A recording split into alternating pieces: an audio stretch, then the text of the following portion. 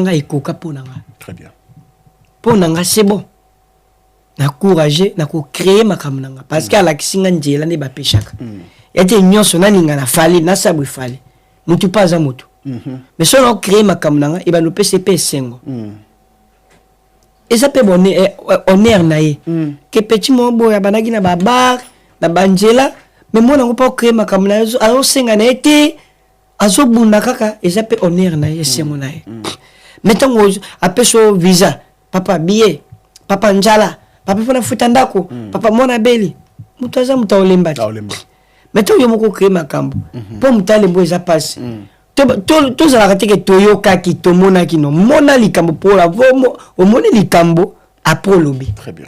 Fala za na tati oboto la visa nana kima na ngande babilo mususu niveau fale aza izeto bandulanda ndelo ko la mboa afale aza ki aoye azana rotara holandie azana pullman holandie azana beatrice holandie sala makamna peso kombo andimi nengo zalaki akomi sope place yo batebe bandima été parce que na Kinshasa batala bazebele ba kitoko ba ebo yemba ba ebo lata mais fala tchaka ba okate mais mona moko ya mboka il y a rien à tiengaka ce qu'on nga tiengaka nyoso kaka il faut kana lela fali non matayo mo ko pot visa pesanga ezape visa tege na ke kolia na matete na ke kolia na lemba na ke kolia na kingabwa na ke kolia na makampagne non bon hotel ko somba billet d'avion pour ya poto ya non lo batte visa pesanga eza visa tege na la mwika na tongo na ke no lemba kolia liboki te na ke no kinkole na ke no maluku na zonga no ipene ana ke no gombe no apesanga visa bongote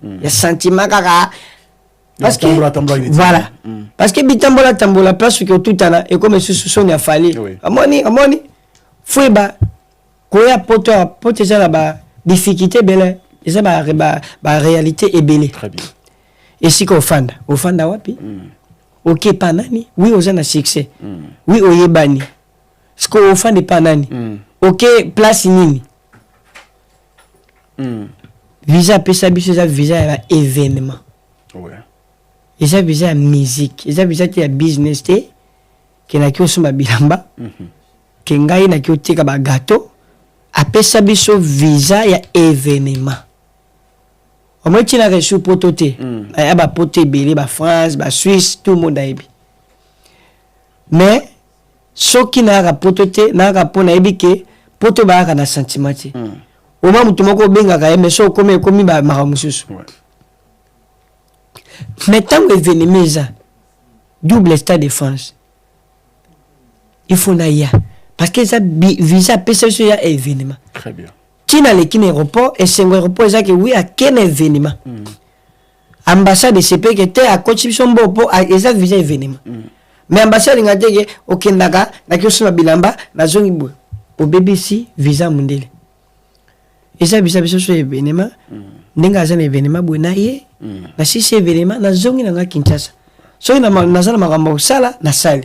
So bien ça mambo ça te joue dans je suis copine Europe na ye et c'était là le tambola lokola peuple nomade na zawa ozomona très bien mais ba tout ce qu'on va comprendre loko na te fala sundolier fala tike bongo fala moi na ba répétition que na réaliser sous non omoni bilo musupe to karaté. On est orchestre fali, na za petit a fali, na za musicien fali te ga mona nga tout temps na ba répétition na. Et mon ngo ki ndeta ke répétition grand frère na ki otala et ta ki ya nga. Mais c'était tout temps mona nga na za wana na so na batu na komi comédien de ba oloba nde ba loba nga. Na komi mais je suis musicien te. Pour na ke na programme, et peut tant repas fali pour na ke na programme. Ke na bengi Kevin non ya repas père. N'est pas position pour asa mutu munene et mon père mère n'est pas la bienté ok boy pour ba limiter zalaka pour le place il fallait ça parce que ça n'est pas limite ça n'est pas respect asa mutu mote ke mbamoka koma ki vali non azaki mutu azaki na ba limite ya we commissaire place ça pourquoi nga te payer lobby pe azana bonheur que mona moko na lokotaka bandoye malaba na kombo na nga kompe mutu pourquoi pas batine bakaisa biso mabe bakina loba mais d'après yo ba rumeur no so bimaki ponani mambo ba visa ba désactiver visa ba botolier passeport fallait pexer ko imba banzembo na ye tout ça pour na yo ba to spéculer ngo pourquoi fala pesa ko imba banzembo na ye eza moni biso to abotwa ya njoto ya ni bendete e moko ba pe moi une semaine le pemisi pe njoto to abatwiti eza biso to abotwa ba biso to ama bende non to sabato même ye mon père mon papa maramu sur une semaine un soir 5 jours même temps monika fala bete soumisite mais eza njoto a travaillé trop a sali nyoso ngaki a sala il faut paiement ce qu'on t'a mon pe tout temps ah c'est papa de ça ka ba détracteur ndé balingi ba salir comme na yo on peut dire ça comme ça balingi ba sari ba kitchanga pour père amona mabe et puis papa pa boaka mwana eti okoyo ke belé balobeli o basali o balingi ba sala mais papa boaka mwana eti choboti mwana zana full ti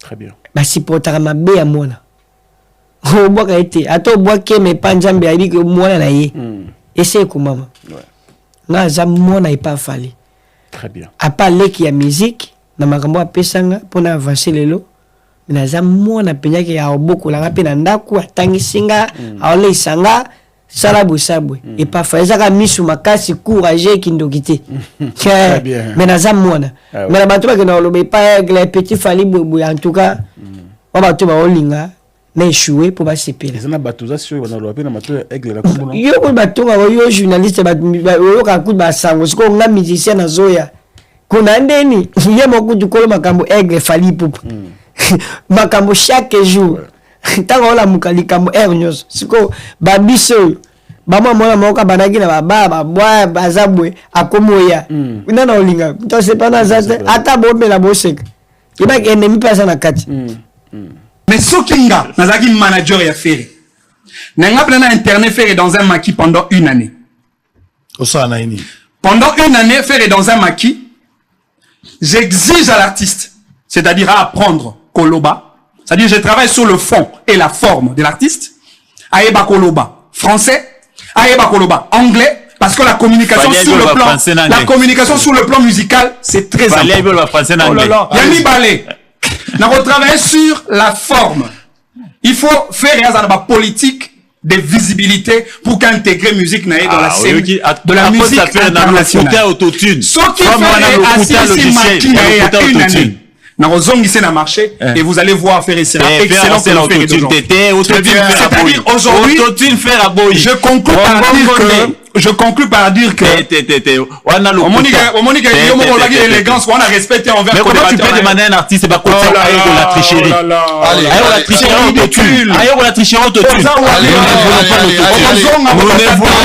mais il y a bien une blague. Alors, il fallait aller qui faire une blague. Je l'ai jamais dit. Je l'ai jamais dit. Arrêtez de mentir. J'ai dit si j'ai dit je suis Warrior. La blague. Est-ce que je t'ai dit à l'équipe? Justement. S'il vous plaît. S'il vous plaît. Critères musiciens. Arrêtez de mentir sur l'autre. S'il vous plaît. Fallait aller qui faire une nini. Fallait être le premier musicien congolais. Pas à côté dans le quartier latin, moyennant transfert. Oui, pourquoi Kofi Annan a fallu à Nelka?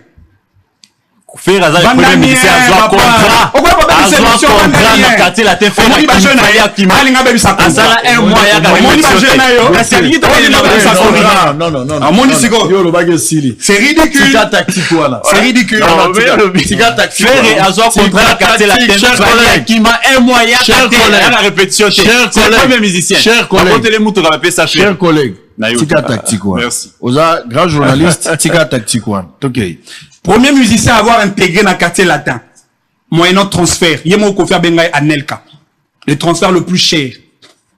Premier musicien à avoir relevé les défis, Yarolomola hégémonie Wenge, parce qu'il fallait Koutagi Kofi dans un coma musical. C'était la crise. Départ, il y a des musiciens, Sam Chintu, Mboshi Lipasa, Somono, Lebo Kabuya, Bouvon Pela.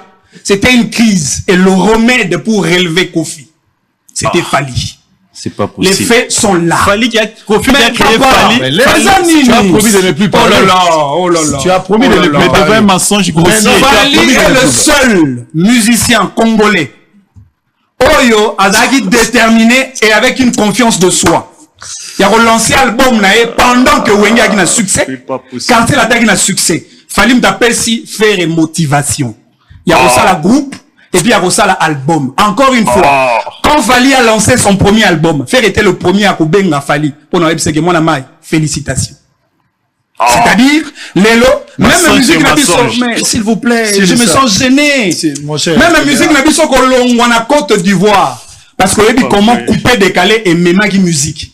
Fallait récupérer la musique entre le main et les Ivoiriens pour nous raison qui s'abisso, Lélo na Congo et Fali aujourd'hui est la meilleure star. Il y a été hommage et un symbole. La famille biologique des Papa. Pourquoi? Parce que c'est eux qui ont vendu le bien des Papa. Mais voilà pourquoi j'ai dit vive Amicia Longwate, donc tu restes vivant aussi. Non. Je ne sais pas dans quel contexte tu veux présenter la chose. Moi, je peux m'expliquer hein, si tu veux. Bon, moi je ne fais plus partie de Viva. Mais tu restes Viva. Je viens de là-bas. Mais tu restes Viva. Ma référence, c'est l'ancien musicien de Viva. L'ancien musicien. Ou l'ancien musicien de Viva. Je l'ai bien dit, na Viva musicien Longwate. Mais moi j'ai quitté. Non, j'ai quitté. Tu restes Viva. Non, j'ai monté mon. Pour preuve, hier on t'a appelé parce que c'était Viva. Non, c'était l'hommage à mon ancien patron. Okay. Donc ça n'a rien à voir. Le Viva, si on veut vraiment trouver le Viva, je ne sais pas si ça existe toujours, mais le Viva apparemment n'existe plus. Ah ouais? Non, je ne pense pas, puisque le siège social était en Europe. Nous sommes allés en Europe pour des bons vers les années 87, donc il n'y avait plus personne ici. Par contre, lui-même, il a monté un groupe qu'on appelle ou qu'on appelait Nouvelle Écriture. Ça n'a rien à voir avec Viva la Musica, notre Viva. Okay. Donc on peut avoir 2, 4, 5 Viva. Maintenant, ça dépend où tu veux t'identifier. Mais ça restait toujours Viva la Musica, Nouvelle Écriture. En fait, la marque Viva restait toujours. Mais c'est sa marque à lui. C'est lui-même qui... Je ne sais pas pourquoi vous dire, mais moi, ce que je sais, que je quittais le groupe Viva la Musica. Aujourd'hui, ça va faire 26 ans que j'ai quitté le groupe Viva la Musica. J'ai monté mon propre groupe, Cadre Locante, mais je suis toujours fidèle. Lorsqu'on m'appelle pour parler de Papa Wemba ou parler de Viva la Musica, pourquoi? Parce que je viens de là-bas, tout simplement. Parce qu'on parle de Viva la Musica, parce qu'on parle de Papa Wemba, parce qu'on parle de la nuit de la SAP, j'aimerais qu'on rentre un peu en image, on va voir ce qu'a été votre prestation hier. Okay. Et prépare-toi quand on va revenir, j'aurai peut-être 2 questions qui seront vraiment directes et poignantes. Ça je te promets, j'aime bien te le prévenir. Aujourd'hui on va parler de l'hommage, c'est-à-dire on va être sobre. Oui, mais justement. On va pas taquiner les gens comme tu as toujours fait. On va, non, on l'a jamais fait. Aujourd'hui, c'est gentil. C'est gentil. Oh. Comme Gentili Ngobila. Ah, Gentili Ngobila. Bon dimanche, excellence. Merci beaucoup.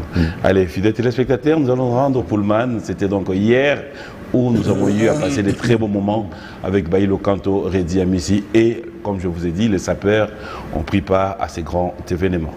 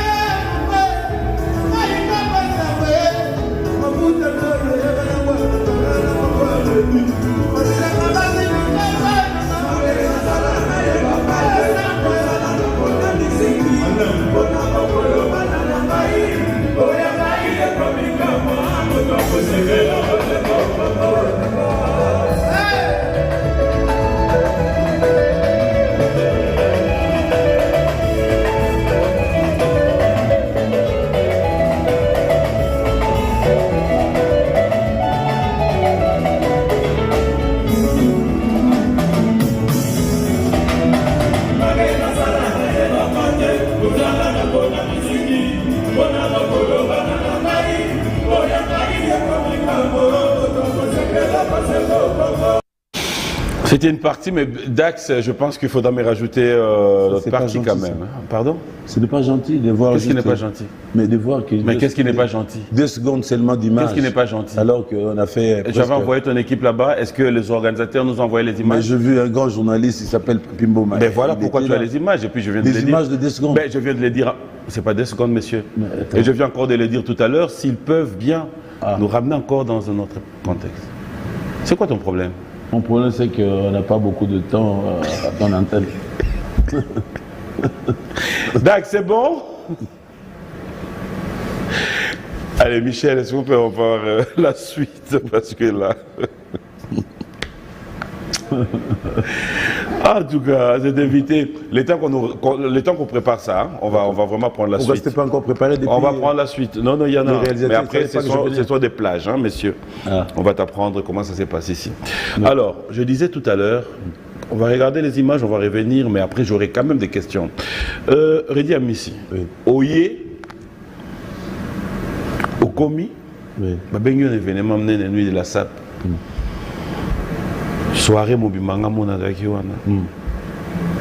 Beti banzemba papa wemba ka mibale. Eh? Oducha we? Oui, pourquoi? Oh, non répond non. Pourquoi il beta ka mibale? Ah. Non répond tout. Répondre. Oh, babingi ngai. Eh. Babingi ngai. Eh. Alors, nazali quitté oui bigena musika na ocho lobai makambo ya déjà lobai babengi to yebe ba babenga yo komi jeudi soir. Concert ezali samedi soir. Donc tout ça la journée manque au vendredi. Oui. Donc on pouvait pas faire grand chose. Comment ça? Mais parce que Nazate, ça se prépare, non? Émission n'a eu préparé à Garon. Oui. Il se fait concert, ça se prépare. Il y a un défaut de papa Wembate. Il y a un bêtimi ballet, un proclamation pour Nazala quitter. Mais faut le tika, faut le beau, il y a le bagage moyen en tout cas, na suite à Bobenginga à la hâte, na suite à répéter banzembo il y a viété. Hommage et un symbole il y a le banabatu que l'élo 10e depuis Viakenda ça 10 ans. Donc voilà manifestation to sali to bingi ba sapeur to bingi moko ya mwana naye azala pour la symbole que ezaki journée ya autoranda qui hommage na l'encours. Donc au fait ça n'avait rien à voir na oyemba banzembo naye. Non, c'est-à-dire Redi ne chante pas Papa Wemba. C'est pas une soirée Redi chante Papa Wemba. C'est l'hommage que nous rendons. Au monde à moi si mon kauteki Cameroun, ayaka eminzembo naye na occasion wana. À sa père peut bailler babine, basali, pas de danse, na occasion moi na papa m'appelle Redi Amissi à Yembi na soirée wana et puis à Yembi 2 chansons à papa na. Ah, non, on a compris. C'est bon. N'a pas la dette. Oui. Bailo. Ouais. Excuse-moi, mais cela a été dit. Oui. Tolali Tolamouki, je dis bien, il paraît. Et ça peut être vrai tout comme... il paraît. Ah ouais, ça peut être vrai tout comme... Ça serait à toi de nous le confirmer. Il semblerait... Tu devais faire un concert pour Papa Wemba. À niveau à Poto. Oui. Du jour au lendemain, pouf, il sera concert et Katani. Non, concert des années. Malembe. Au souci 10 000 ans. Ah, au souci qu'on dit côté. Vas-y. Du jour au lendemain, c'est questionnaire. Dans quelques sources, on apprend que, dans le bien, ça peut être vrai, c'est à toi de nous dire. On apprend qu'il t'a été demandé, ce qu'on dit au bêta, Papa Wemba, Banzembo Naye, il faudra que tu payes $10,000 à sa veuve, en fait, Maman Amazon. Sur ce plateau, est-ce que tu peux nous dire qu'est-ce qui s'est passé, c'est quoi la réalité de cette histoire? Bon, moi, je n'ai pas de détails, mais je ne pense pas que on a personnel na goloba. Batete la union so bazo kangai. Famille ya Papa Wemba o bazo kangai. Na osenga na bino s'il vous plaît. Bo sambwisa kombo ya Papa Wemba te pona ba 2000, pona ba 3000, pona ba 5000. Papa mazaki mutu munene. Batete la ça en sorte que kombo ya Papa Wemba bunga te. Oui, il faut que ça la politique qui permettre Batu, le Barakumba Papemba, chaque fois, tout le temps, pour disparaître, il y a Batu, puis il y a Batu. Il ne faut pas la conditionner tout le temps. Netingar dit, $10 000 pour ça la hommage. Je ne le ferai pas d'ailleurs. Mais personne ne peut me refuser de rendre hommage à mon tort et à moi. C'est impossible. Mais il faut quand même battre là. Pour intéresser Mingi à battre là. Pour papa et madame battre là. Azaï ko ça la honneur il y a battre là. Après il y a le monde entier. Il faut à un moment donné ça la part des choses entre artiste et papa Oazali qui patrimoine national na privé, mari privé ou papa privé. Autant va ça là par rendre hommage à Bob Marley, parce que moi si il y a Bob Marley. Non, bah ça là hommage il y a papa Nabiso Lumumba, parce que moi si il y a papa Lumumba d'ailleurs, on match moi tous les cas Coupe du monde, la qualification. Si pour un atome là le bon, jamais femme il y a le monde c'est que ayozo liambongo comment on va là non. Il faut amalgame mon longo. Surtout sali hommage, ils étaient pour surtout s'enrichir, mais ils ont interprété. Parce que si vous avez une logique, on a donc une ça la ressource hommage dans le combat beaucoup. Comme ça, bien nous famille au bout de 5 à 10 000 au salaire hommage. Mais est-ce que ça ne veut pas juste prouver que Redi a mis si dans la famille, il n'y a pas le bon courant, il n'y a pas de bon contact? Parce que toujours en bon terme, mais comment vraiment intérêt à mon côté. Ngai intérêt na comme ça ancien patron nga. Batumsu balimba comme ça au fond de commerce. Donc mais même dans le dernier rêve na bandeko balanda biso peuvent pas imaginer que yo pas copier mais là yo. Et alors quand tu reviens, c'est le cas. Ben justement quand tu reviens dans ta conscience, tu te dis quoi? Ça peut être dû à quoi? Non, na l'écoute na comme kuna tengalo na hôtel mais là batete là, pas ça l'effort, batika papa mba akoma mutu ya ba 1000 francs, c'est-à-dire pour nous baba ça la hommage il faut payer ça $1000, bah payer autorisation. Il n'y a pas d'autorisation dans mutu à Meredi, à Lubumbashi, on a Leviniwa qui a rendu hommage à Papa Wemba. On n'a pas pris que Basengeboé. Ah, on a Kinshasa, il y en a Batum Soupé Salango, Napoto, en tout cas. Mais justement, pourquoi Kakayo? En fait, t'es foyé bas. T'es foyé bas. Dans l'obité qu'on a pas, mais foyé bas. En tout cas, dans l'obité qu'on a moni au Benginga au Baninga Mogoda. Dans l'obité qu'on a oui. Alors pourquoi quand on a bengi cousin à papa comme Henri Wanya, na bengi journaliste au hasard renommé Jean-Pierre Rial, na bengi camarade à papa comme on a Jules Massoua, na bengi mutunaye lokola nani Constant Oman, na bengi nani Michel Kabila. Pas se réunir batala le juste milieu gozani. Et là au moins goza la symbolique. Ah bah ben on symbole. Vous savez moi le romo boy ah la fin non kata moi et le romo mais faut pas exiger conditionner. Ce qui comment exiger puis conditionner ba tu es belé ba roloba sous combat papa baté et ko disparaître. Biso ba petit ayete ba malheureux. On ne peut pas nous demander. Patrimoine national. Pas privé. C'est patrimoine national. Donc, dans le monde entier, on célèbre. C'est évidence. À rendre, il y a peu hommage. Il y a foutu. Nous autres, justement, il y a foutu combien? Pour y bien si ba monsieur belé ba lokwa kanza ba yembi ba so calmer ba yembi ngana yembi monsieur na biso ya vivre au tozara na bango na ba yembi. Donc il faut pas tout ba conditionner ba sambouisa beaucoup na ba 2000 so peut 2000 de ba plus autorisation. Il y a pas d'autorisation dans patrimoine. Patrimoine les a la stade il y a 20 ans. Muto sala ngo comme na papa wana comme na papa Raphaël kinda ba manifestation les gars kuna to gende kuluka eta bambongo ou bazana ngo besoin ba yokana et dans le ba Henri Wanya batala comment ba go sala pour ils la rater Voilà. Tout ça, moi, soirée, tout ça, les amis, soirée, bah, comment hommage, papa.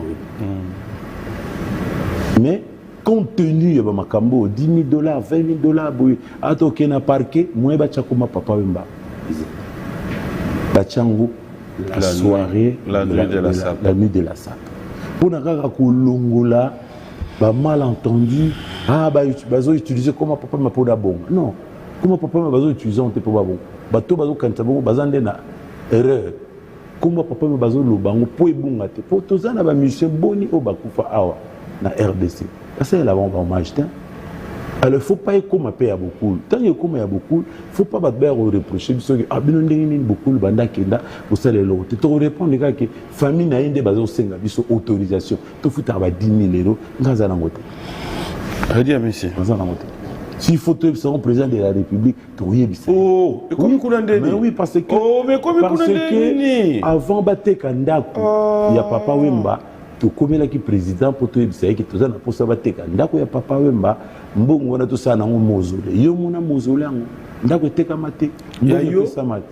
Oui, justement. Donc beaucoup là ndara ba 2000 te na ba 3000 pour 1,2 million et tekama. Et bah pesa pour ndako tout mona et pas ekendate. Bon faut mon na pas yo la yo yo za nani kuna. Auto lo bananga kana zala ancien musicien papa. Mais pourquoi les ndako yo lo bibe ya ye? Oui, mais papa mbati lelo pia tomba le salamate. Mais ndako ya ye. Ba finga rabiso ti lelo kene na cimetière ya nini ya nécropole. Nécropole. Pour mona ya ba Kester ba salango bien. Il y a Papa Ndombe, basalango bien. Il y a Marie Misamu, basalango bien. Il y a Batunion, sauf il y a Papa Mba. Pourquoi? Papa Mathieu a bêté la mboula, le bandar. Mboula. Oh. Basalango le pire tombal là. Non. Il est loyo. Et pourtant, Bateka le pan, on a 1,2 million. Ngana retourne, parce que nous avons un ancien musicien. Mais bon, on est cela. Ils ont prévu par le président de la République, Bateka le pan, on a pour bon, on a basalango Pierre tombal, na mausolée. C'était ça, mon grand-père, c'est le président. Il y a un président qui a accord, qui est comme un musée, et Bongo Bassa, il a Pierre Thomas, il a 10 ans, nous la zone. Alors c'est quand même un peu trop demandé. Mais ici, ancien musicien, papa, qui avant ça, l'hommage à grand Nayo, il faut faire ça 10 000. Dans ça, on a été. Sauf au fond, on a parqué, on a au samba. Je le disais tout à l'heure. Oui, sur Koufaï Point. Pour ma somme, biso. C'est pour biso de bika. Parce que dans ma caméra, on s'expliquait les sommes on peut quelque part, il y a l'Iwana. Autant que biso ba combat bato benga ki. Oui. Pourquoi bengi ba mort maman Amazon y est morte? On a bengi pour tout ça. Bah on nous a benga mon point. Pas na benga. Il y a Mishka. Non, bah on a bengi pour ba protéger comme zela. Parce que là on ba ko benga pour on beta concert expliquer. Ngana ko beta sous concert. Pourquoi benga maman Amazon te? Te na ndimi souté parce que na 10 000 pesa. Non mais pourquoi ko benga ye mo côté? Yango nazoke na malembe. Ngai naza na intérêt mon côté na ko gagner son abeti hommage à l'Ekuru. Ba o ba yebinga, ba yebi ke nga l'Ekuru ça pesa nga nyonso bien avant kufa avant na longo. Il faut pas amalgamer ça. Il faut pas confondre que si on a sali hommage à l'Ekuru et ça pour na bon ande na yokaki ici ou là. OK. Oh non, azo s'enrichir na comme papa na biso. Bana entre autres, moi ba nem sope ba lobia. Nga je ne fais pas ça pour ça. Nga nazo salon pour kombo ya l'Ekuru et bungate et disparaître. So na tangi kombo ba Michel Kabeya na pour bango wana nde bato papa Wemba. Il faut ba yeba un jour so tozo sala susu ba hommage te. Mais pourquoi nango eza ba $10 000 bazo senga biso na rozala nango te. Et biso bana papa Masoto sali yango te balobi la charité bien ordonnée commence par soi-même. So biso